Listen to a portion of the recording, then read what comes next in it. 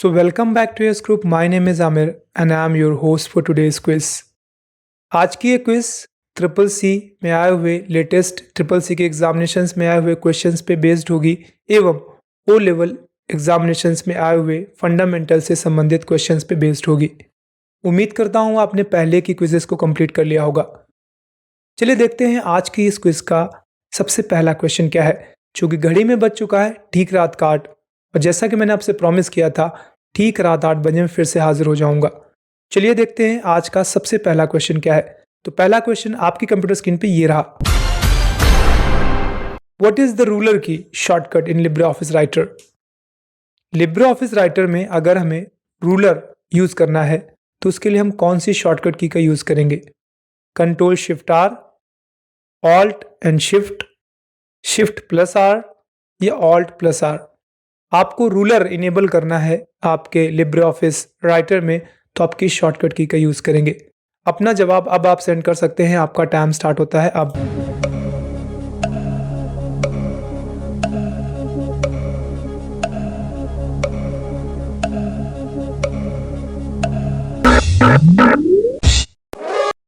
देखते हैं इसका सही जवाब क्या है। तो इसका सही जवाब है control shift and are.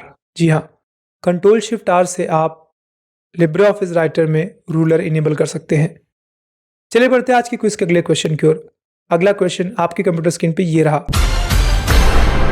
What is the full form of BCC? BCC basically emails में यूज किया जाता है। जब आप कोई मेल किसी को सेंड करते हैं तो सेंड करने में उस मेल के अलावा, यानी जिस रेसिपिएंट को आपने सेंड किया है उसके अलावा भी आप कई लोगों के साथ सेंड कर सकते हैं। उसके लिए हम सीसी या बीसीसी का यूज करते हैं। सवाल ये है बीसीसी का मतलब क्या है? Bond carbon copy, blind carbon code, blind carbon copy या इनमें से कोई नहीं? पहले आप आंसर सेंड करिए, फिर मैं आपको इस बीसीसी का मतलब समझाता हूं। तो आपका टाइम स्टार्ट होता है अब।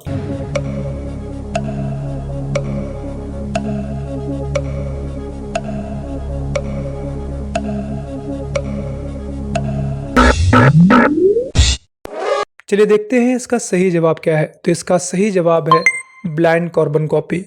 अब मैं बताता हूं, आपने कोई एक मैसेज किसी या कोई एक मेल किसी एक व्यक्ति को सेंड की और आप वही मेल किसी और को साथ सेंड करना चाहते, बट ये नहीं चाहते कि जिसको भी सेंड की है उसको ये पता हो कि ये मेल और कितने लोगों को सेंड की गई है। तो इसके लिए हम बीसीसी का यूज करते हैं, ब्लाइंड कार्बन कॉपी। जिसको आप सेंड करेंगे उसको ये लगेगा कि सिर्फ उसी के साथ शेयर की गई है। सीसी अगर आप यूज करेंगे कार्बन कॉपी तो उसमें पता चल जाता है कि यही मेल और कितने लोगों के साथ शेयर की गई है। चलिए बढ़ते हैं आज की क्विज के अगले क्वेश्चन की ओर। अगला क्वेश्चन आपकी कंप्यूटर स्क्रीन पे ये रहा। What is the full form of TFT? TFT का खूब यूज होता है आजकल डिस्प्ले यूनिट के तौर पर। सवाल है टीएफटी का फुल फॉर्म क्या है? Thin film transistor, thick film transistor, tabular film transistor या इनमें से कोई नहीं?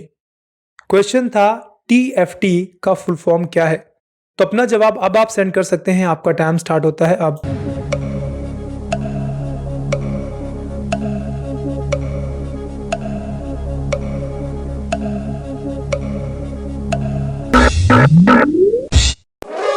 चलिए देखते हैं इसका सही जवाब क्या है। इसका सही जवाब है थिन फिल्म ट्रांजिस्टर, टीएफटी, जिसका यूज करते हैं हम डिस्प्ले यूनिट के तौर पर। चलिए बढ़ते हैं आज के क्विज के अगले क्वेश्चन की ओर। अगला क्वेश्चन आपकी कंप्यूटर स्क्रीन पे ये रहा। विच transport protocol is used by telnet? Protocols कुछ बैचेस में पढ़ाई जा चुकी हैं, कुछ बैचेस का बाकी है। फिलहाल सवाल ये है ट्रांसपोर्ट लेयर की वो कौन सी प्रोटोकॉल है जो टेलनेट का कार्य करती है? एफटीपी, टीसीपी, टीएफटीपी या एसएमपीएस? तो अपना जवाब अब आप सेंड करिए, फिर मैं थोड़ा एक्सप्लेनेशन देता हूं। तब तक अगर आप तुक्का मार रहे हैं तो आप वही कर दीजिए, फिर मैं एक्सप्लेन करूंगा तो दोबारा से आपको याद रहेगा। चलिए अपना आंसर अब आप सेंड कर सकते हैं।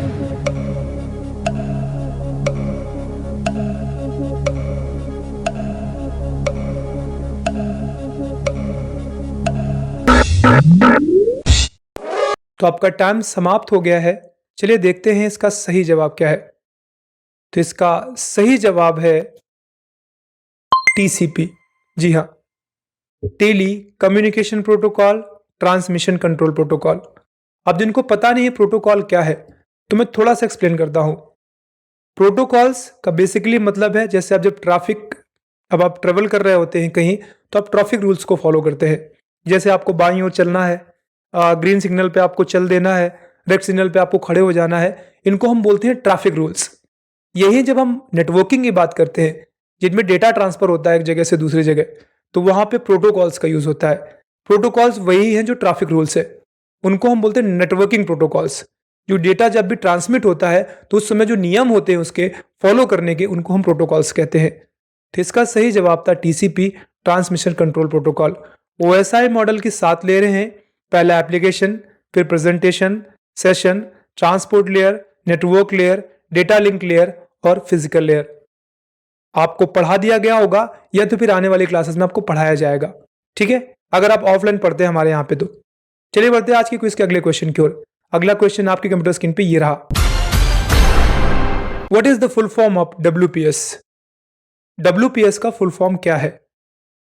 Wifi protected system, wifi protocol setup, wireless protected setup, wifi protected setup. तो अपना जवाब अब आप सेंड कर सकते हैं, आपका टाइम स्टार्ट होता है अब।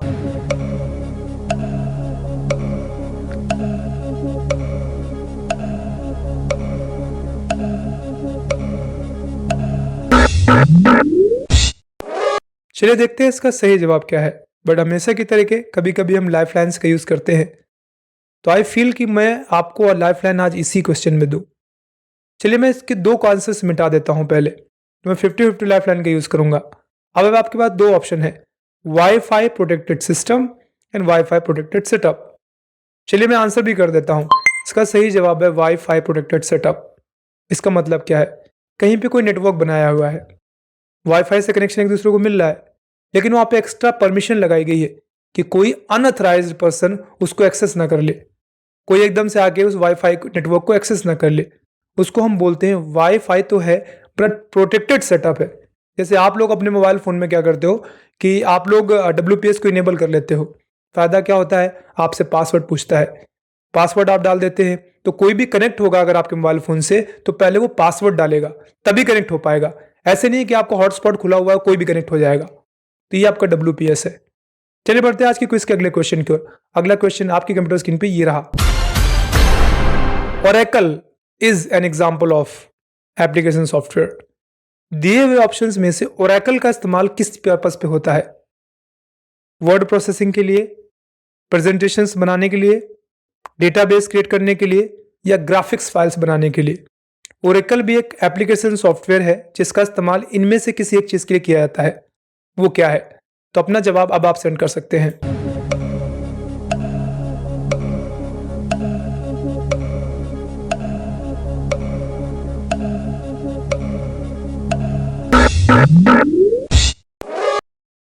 उम्मीद करता हूं आपने अपना जवाब सेंड कर दिया होगा। चलिए चेक करते हैं आपके द्वारा सेंड किया हुआ जवाब कितना सही है। इसका सही जवाब है डेटाबेस। जी हाँ, ओरेकल का इस्तेमाल डेटाबेस क्रिएट करने के लिए किया जाता है, जबकि वर्ड प्रोसेसिंग के लिए हम राइटर का यूज़ करते हैं या वर्ड का यूज़ करते हैं।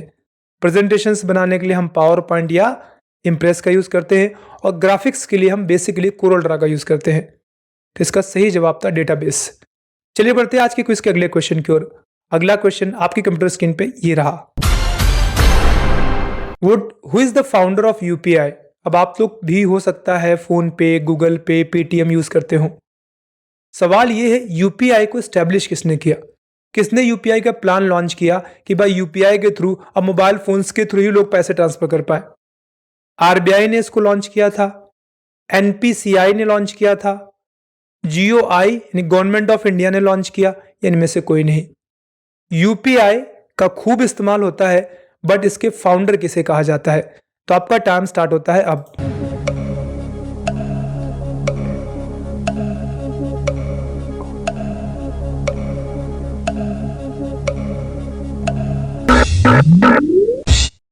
उम्मीद करता हूं आपने अपना जवाब सेंड किया होगा।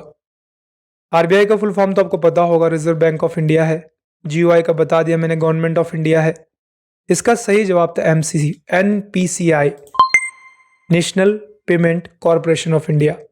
NPCI ने पहले प्लान लॉन्च किया, बाद में RBI के गवर्नर रघुराज राजन ने इसको एक्सेप्ट किया और फिर ये आप यूज कर पा रहे हैं। उस समय जब ये लॉन्च किया गया था तब वही थे उस समय गवर्नर। तो इसका सही जवाब था NPCI, national payment corporation of India.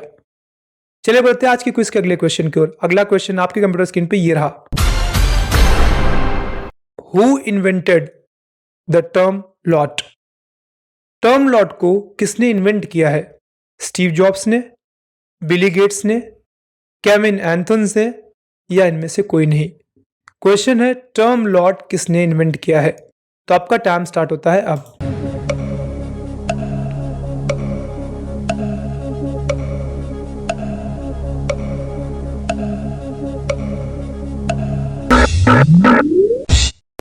इसका सही जवाब देने का समय आ गया है। इसका सही जवाब है केविन एस्टन। उम्मीद है आपको याद रहेगा। चलिए बढ़ते हैं आज की क्विज के अगले क्वेश्चन की ओर। अगला क्वेश्चन आपकी कंप्यूटर स्क्रीन पे ये रहा। Which language was used in the first generation computers? पहली जनरेशन के कंप्यूटर में कौन सी लैंग्वेज यूज की गई थी? असेंबली लेवल लैंग्वेज, सी लैंग्वेज, मशीन लैंग्वेज, या नन ऑफ दीज? पहली जनरेशन के कंप्यूटर्स में कौन सी लैंग्वेज यूज हुई थी? तो अपना जवाब अब आप सेंड कर सकते हैं।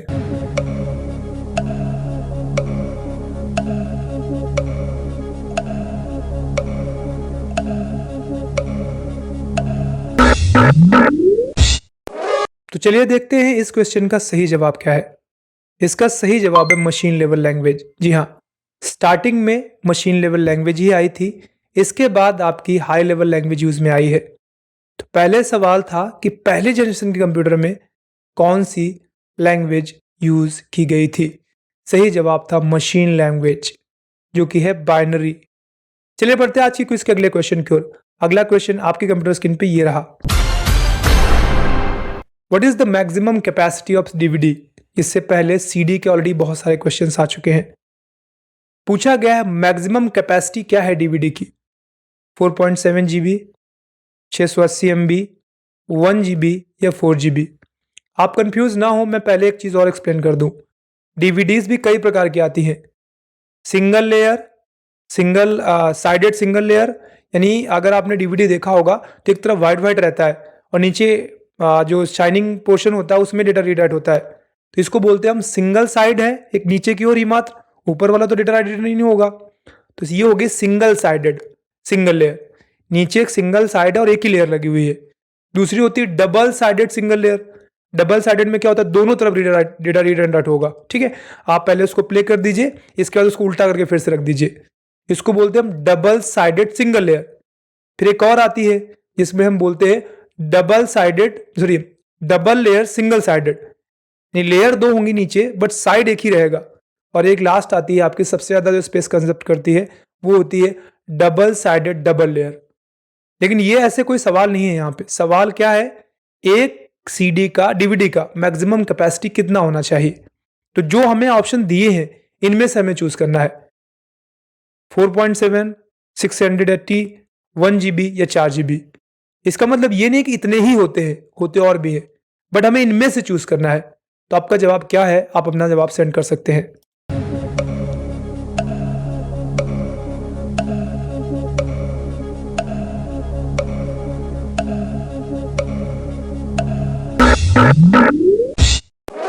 तो इसका सही जवाब है 4.7 GB। Single sided single layer का होता है 4.7 GB। अगर यही डबल साइडेड हो जाए तो इसकी स्पेस बढ़ जाएगी। ठीक है, चलिए बढ़ते हैं आज की क्विज के अगले क्वेश्चन की ओर। अगला क्वेश्चन आपकी कंप्यूटर स्क्रीन पे ये रहा। What is the full form of RDS? RDS का फुल फॉर्म क्या है? Remote desktop server, reboot desktop server, remote desktop service, या इनमें से कोई नहीं? RDS का फुल फॉर्म बताना है आपको। आपका टाइम स्टार्ट होता है अब।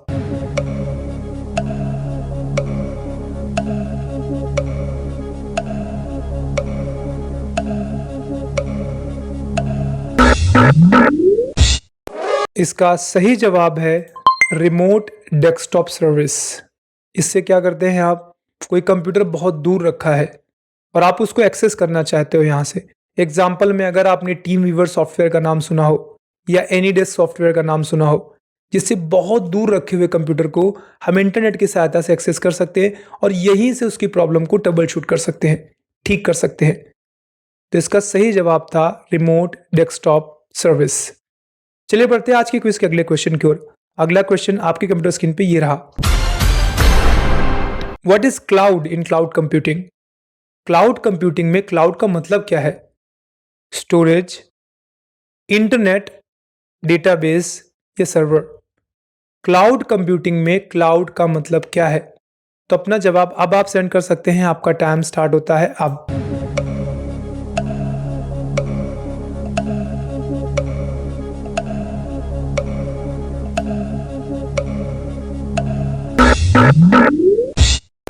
इसका सही जवाब है इंटरनेट। जी हाँ, क्लाउड में हो सकता है आपने भी अपना डेटा रखा होगा। अगर आपका जीमेल अकाउंट है तो हो सकता है गूगल ड्राइव पे आप डेटा रखते हो, तो वो क्लाउड कंप्यूटिंग का एग्जाम्पल है। क्लाउड में हम इंटरनेट का यूज करते हैं डेटा के स्टोरेज के लिए। चलिए बढ़ते हैं आज के क्विज के अगले क्वेश्चन की ओर। अगला क्वेश्चन आपके कंप्यूटर स्क्रीन पे ये रहा। What is the process of converting from cipher text to the plain text? Cipher text को प्लेन टेक्स्ट में कन्वर्ट करना है आपको, तो आप इसकी प्रोसेस को क्या कहते हो? इनक्रिप्शन, डिक्रिप्शन, ट्रांसलेशन, डिस्क्रिप्शन था सॉरी सेकंड वाला, और लास्ट वाला है आपका डिक्रिप्शन। ये बोला गया है चीपर टेक्स्ट को अगर आपको प्लेन टेक्स्ट में कन्वर्ट करना है तो इस प्रोसेस को कहते क्या है? पहले आप आंसर दे, फिर मैं आपको एक्सप्लेनेशन देता हूं। तो आपका टाइम स्टार्ट होता है अब।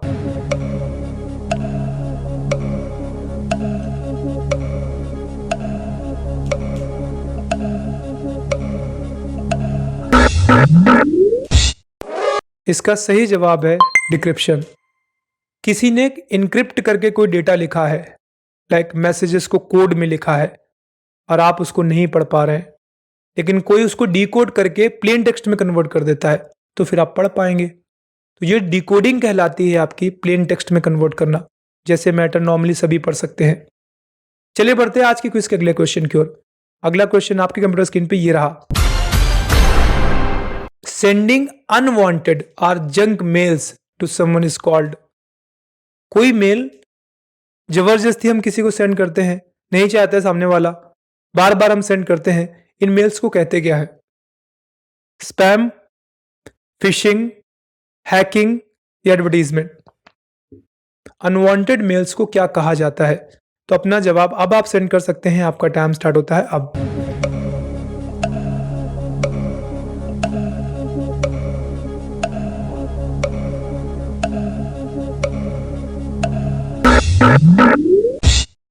तो इसका सही जवाब है स्पैम। जी हाँ, अगर बहुत सारी अनवांटेड मेल्स आपके पास आएंगी तो ऑटोमेटिक वहां से स्पैम फोल्डर पे चली जाएंगी। ठीक है, स्पैमिंग कहते हैं हम इसको, जब कोई हम मैसेज किसी को बार बार सेंड करें जो सामने वाला चाहता भी नहीं, unwanted messages, they are called spams. चलिए बढ़ते हैं आज की क्विज के अगले क्वेश्चन की ओर। अगला क्वेश्चन आपके कंप्यूटर स्क्रीन पे ये रहा। What is the cheaper text? अभी थोड़ी देर पहले ही तो मैंने बताया था आपको, कहते किसे हैं? प्लेन टेक्स्ट को नॉर्मली जो कोडेड फॉर्म में ना हो, सिंपल टेक्स्ट को जो कि सिंपल है मतलब कोडेड फॉर्म में हो भी सकता है, इनक्रिप्टेड टेक्स्ट को जिस टेक्स्ट को इनक्रिप्ट किया जा चुका है, या डिजाइन टेक्स्ट को। तो आपके हिसाब से चीपर टेक्स्ट किसको कहते हैं? अपना जवाब अब आप सेंड कर सकते हैं।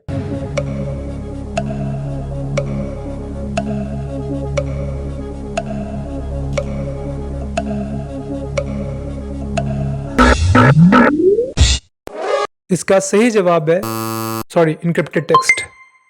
आई वॉज रॉन्ग, मैंने गलती से इस पर क्लिक कर दिया। इनक्रिप्टेड टेक्स्ट मैंने थोड़ी देर पहले आपको बताया था। इनक्रिप्टेड टेक्स्ट को हम डिकोडिंग के थ्रू, डिक्रिप्शन के थ्रू हम प्लेन टेक्स्ट में कन्वर्ट करते हैं। अब सवाल है कि कीपर टेक्स्ट कहते किसे हैं? तो इनक्रिप्टेड टेक्स्ट को कहते हैं। तो इस तरीके से आपके 15 क्वेश्चन समाप्त होते हैं आज के। उम्मीद करता हूं आपको आज फिर से कुछ नए क्वेश्चन सीखने को मिले और आपको ये याद भी रहेंगे। बहुत जल्द यानी कल रात ठीक 8 बजे मैं फिर से मिलूंगा आपको नए 15 क्वेश्चंस के साथ। तब तक अपना ख्याल रखिएगा, कंप्यूटर सीखते रहिएगा। Bye bye and take care.